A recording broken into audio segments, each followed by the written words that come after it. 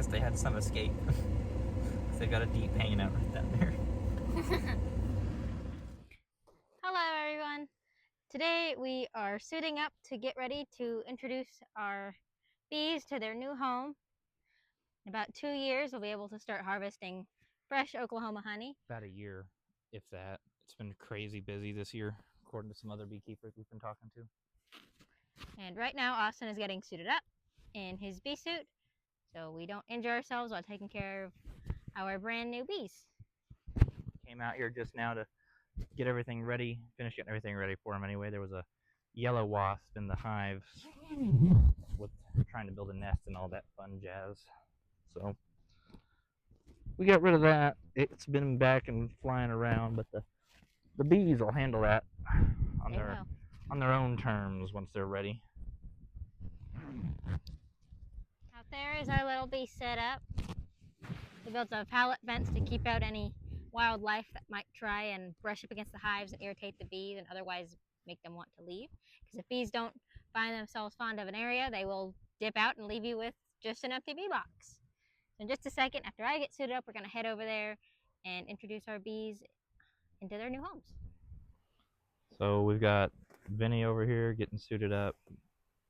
Hi, Butterfly. Like she said a few minutes ago that we're getting ready to put our bees into their new home out here on our property.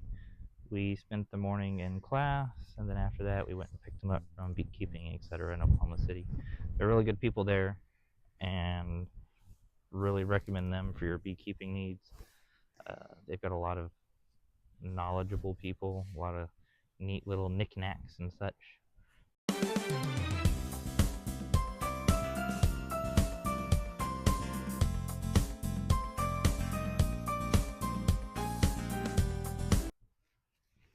But really, we've been taking care of some bees for a little over a year now. We started with the University of Oklahoma's Bee Club. So she's getting ready to throw her handy-dandy veil on, then we'll get our gloves on, and one of us will be recording while the other one carries our bees over. We are going to be naming them eventually. We just aren't sure what names. So if you have any suggestions or ideas, we're open to them for sure. So she's finishing up her zippers now. Other side first. No, my hair's stuck in it. Oh. So it does matter how the bee suit goes on. The zippers on these suits we have are designed to overlap in a specific way to help prevent any critters from getting on the inside. And there's nothing worse than having a bee inside your suit with you while you're trying to take care of them, because they tend to get a little angry, a little stingy. I'm sure you know a lot about that. Yeah, I usually get stung at least once whenever we're handling bees. Part of it, though, if you're going to work with something that bites, sneezes, or stings, you're going to get bit, stung, or sneezed on. Looks like she's ready to go, so we'll go ahead and get our gloves on. All right, so we're picking one of these 2 nukes that we picked up to go in.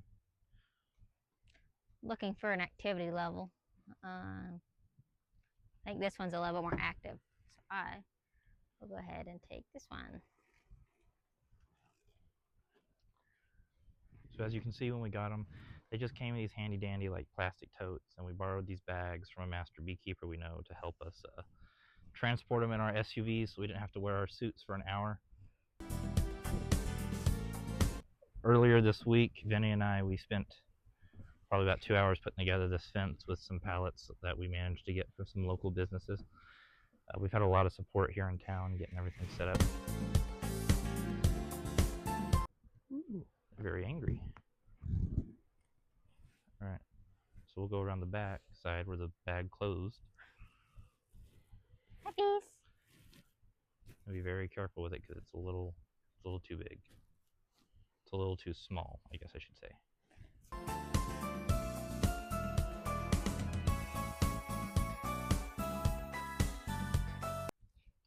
So we've got it open now. And Here they are. You can see them right through here. They're right in there. It's hard to see through the veil, so I hope you guys can see it. But she's going to slide that box out of the bag. You're going to need some help.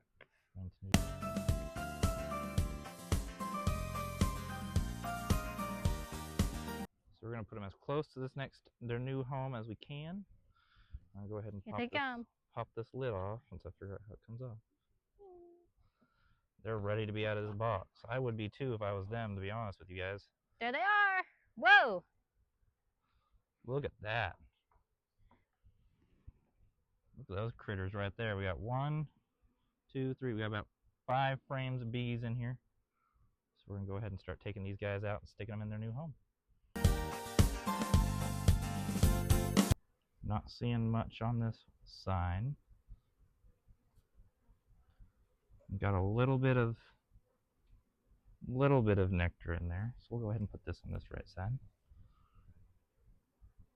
So when you're adding new frames to a hive, when you're doing a split, you're getting a nook or anything like that, you want to put all your resources on the outside and all your empty frames on the most outside, because the bees are going to work from the inside out. Oh. Yeah, I got some brood right in there. Right up in there. Some pretty bees. Looks like they've already started working on building this one out. Come around this side. Oh yeah, got some brood. Got a lot more brood on this side. Right here, this little larva right there in the middle. That little white speck right there, that's a little larva. And these right here are caps for the brood. That's what the older bees will put that on there, so the younger bees can pupate and change from their larval form to their, what we think of as a stereotypical bee form. Okay, so this was in the box just like this. So we're going to go ahead and put it in this one the same way. You want to try and keep the orientation as same as your box as possible, just so that they're not having to work so hard to maintain their hive. Ooh. A lot more brood on that one. Yeah, a lot of good brood on here. Got some, still no nectar or honey though. Got some. Just a little bit of bird comb on there. Needs to be removed. Boop. Yep, just pull it right on off there. Hello, bee. Bird comb is any comb that's in an unwanted location in the hive. Looks like we got a little bit of nectar and lots of drone broods. Not a lot, but we have some drone brood. These big bubbles right here are drone broods. And right over here, next to those 3, down. Right next to those 3 pieces of drone. Right here, there's some nectar right in there. It's hard to see without the light, but there's a little bit. Not much, but there's a little bit. And while we look over these frames, these big bubbles, this is drone brood. Drones are male bees. They never leave the hive. Except whenever they leave to go find a queen to mate with. And since it's springtime, since this is, it's spring, the hive is producing a lot more drones, so they can find new virgin queens to get mated. And drones are really big and fat compared to female worker bees. So if you see any in this video, let us know. I'm starting to get a little riled up, but not too bad. But that's just because we're getting closer to a lot more brood. This frame's a lot heavier than the ones we've been pulling out too, so I'm sure there's some stuff on it. What do we got? Oh, here's a bee that's hatching. Right in the middle there. She's right here. Right at the edge of my glove. She's right there. Waking her way out. So we've got some hatching. No eggs. Oh, here's a drone. Probably no queen. Little drone right there. That big guy with the rounded butt. Got some people taking a drink, so there's definitely some resources in here. Not much though. So we'll probably end up feeding these ones. Probably not today, just because they'll be a little riled up from being moved. So I'm going to give them a chance to do what they need to do, where they need to do it. And then we'll go ahead and decide when we inspect next later this weekend. And for our last frame out of this box, taking off a little excess bird comb. Not much. Nothing really in here. Around. So they'll be pretty hungry. Oh, there's a lot more of them on this side. A lot of bees. A lot of bees. They're working on something right there. Yeah. kind of orange. Why don't we put that one on the outer?